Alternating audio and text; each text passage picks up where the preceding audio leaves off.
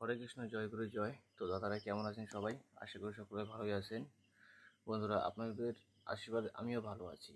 তো আজকের যে ভিডিওটা, সেটা আপনারা টাইটেল দেখে বুঝতে পারছেন যে হাজিরা দেখা, গণনা করা। এটার মানে কি? এটার মানে হচ্ছে, যখন আপনারা কোনো তান্ত্রিকের বা কোনো কবিরাজের কাছে যান, তখন আপনি ওখানে গিয়ে কী বলেন যে দাদা দেখে দেন আমার কী হয়েছে, বা আমার পরিবারের কী হয়েছে, আমার বাড়িতে কোনো সমস্যা আছে কি না, এরকম একটা প্রশ্ন করেন। তো সেই তান্ত্রিকটা কীভাবে জানে যে আপনার কী হয়েছে? সে তো আপনাকে চেনে না, জানেন, আপনি তার সাথে প্রথমবার দেখা করছেন। তো প্রথম দেখাতেই সে আপনার সব কিছু বলে দেবে।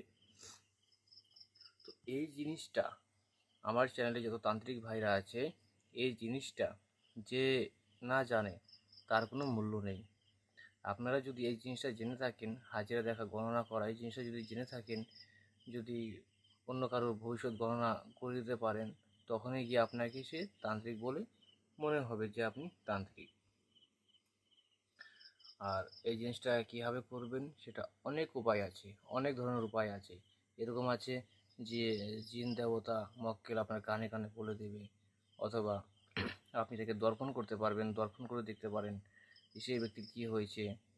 আয়না দর্পণ, জল দর্পণ, পান দর্পণ, নখ দর্পণ, কাঁঠাল বাঁধা দর্পণ, কাগজে দর্পণ, পেপারে দর্পণ, সর্ষের তেলে দর্পণ, নখ দর্পণ, এটা বললাম। তো এগুলো দর্পণ হয়, এক ধরনের দর্পণ। এটা দিয়ে আপনারা সব দেখতে পারেন, পুরো ক্লিয়ার, যে সেই ব্যক্তিটা কী করছে সেটাও দেখতে পারেন। কিন্তু এই জিনিসটা সবার ক্ষেত্রে কাজ হয় না। কেন হয় না?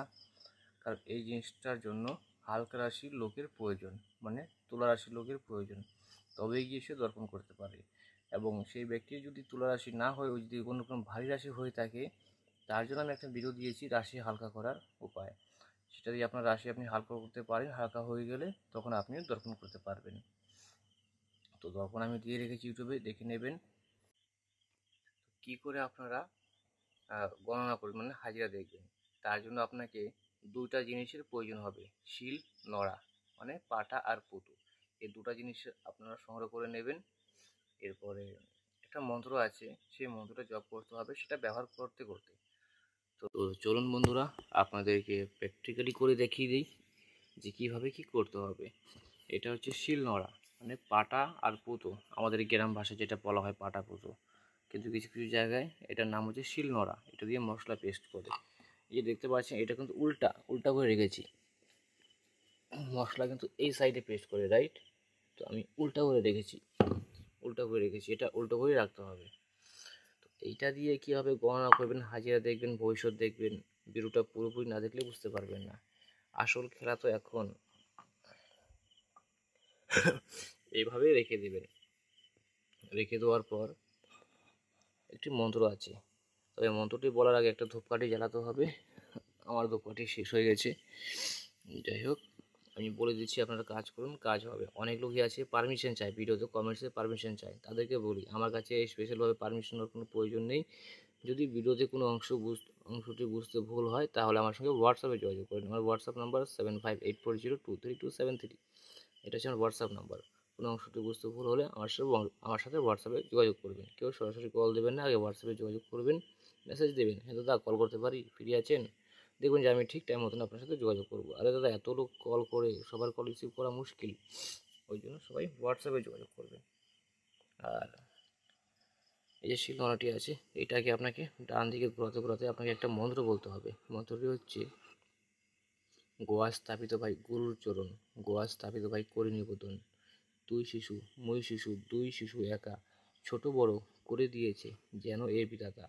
বিদ্যা শিখিলে বিদ্যা লাভ হবে, কুবিদ্যা শিখিলে খাবে মানুষের নাগে, কহেন চাওয়াল গুরুর চণ্ডিকার পায়, বা মানুষের আজ্ঞায় পুতা ঘুরিয়া বেড়ায়।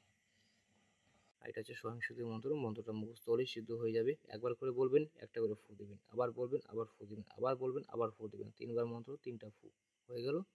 হয়ে যাওয়ার পর এটার উপর আপনাকে বসতে হবে, এর উপরে আপনাকে এভাবে বসতে হবে।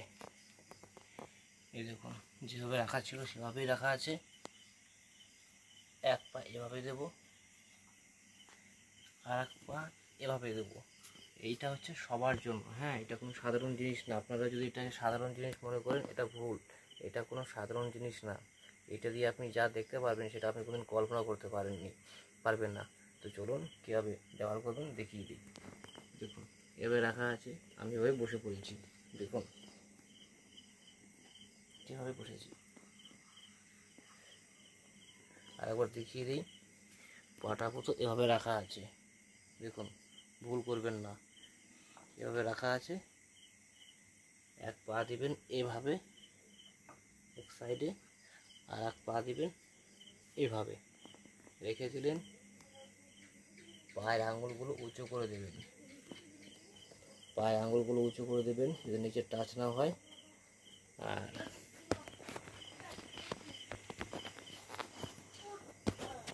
এভাবে বলবেন,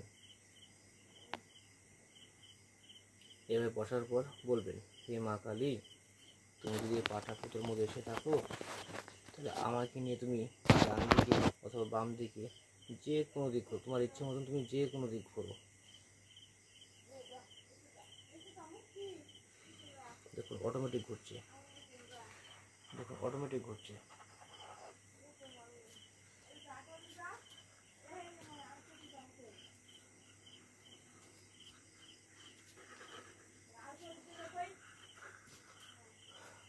অটোমেটিক ঘুরলো।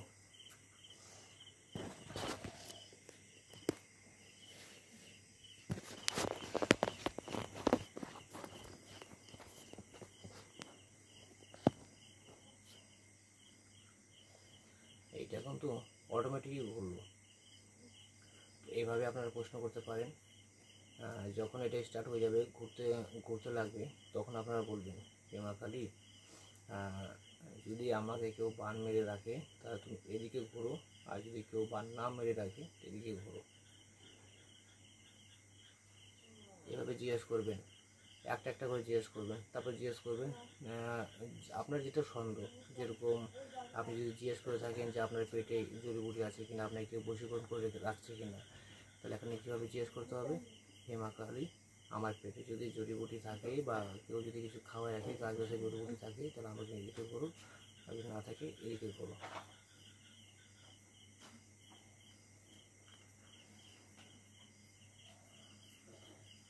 ঠিক এভাবে প্রশ্ন করতে হবে। আবার প্রশ্ন করবেন, হে মা কালী, এই বাইরে যদি খারাপ থাকে, কেউ যদি খারাপ করে রাখে তন্ত্রের ভিতর দিয়ে, তাহলে তুমি এদিকে ঘোরো, আর যদি বাড়িটা ভালো থাকে তাহলে এদিকে ঘোরো। হাতে বেশি ভর দেবেন না, হাতে হালকা ভর দেবেন, হাতটা এভাবে রাখবেন মাটিতে, দেখিয়ে দিচ্ছি, হাতটা এভাবে মাটিতে রাখবেন, হাতে বেশি ভর দেবেন না, দেখুন অটোমেটিক। আপনার কথা অনুযায়ী সে ডান দিকে বাঁ দিকে মুভ হবে। আপনার ওজন যতই হোক না কেন, আপনার ওজন যদি 100 কেজিও হয়, তাও তার ক্ষমতা আছে যে আপনাকে নিয়ে সে ঘুরবে, আপনি সে যত ওজনই হন না কেন। তো কীভাবে ব্যবহার করতে হবে সেটা আমি দেখিয়ে দিলাম, প্র্যাকটিক্যালি করে দেখিয়ে দিলাম। এভাবে আপনারা যে কোনো প্রশ্নের উত্তর পেয়ে যাবেন, যে কোনো প্রশ্নের উত্তর। আর এর থেকে বড় কিছু আছে যেটা আমি পরবর্তী দেখাবো। আপনারা যদি আমার চ্যানেলে এখনও নতুন হয়ে থাকেন, চ্যানেলটি অবশ্যই সাবস্ক্রাইব করে যাবেন, পাশে থাকা বেল আইকনটি প্রেস করতে ভুলবেন না, কারণ আমি যখন ভিডিও দিই সেটা নোটিফিকেশন আপনারা সঙ্গে সঙ্গে পেয়ে যাবেন। তো বন্ধুরা, ভিডিওটি দেখার জন্য অসংখ্য ধন্যবাদ, ভালো থাকবেন সবাই।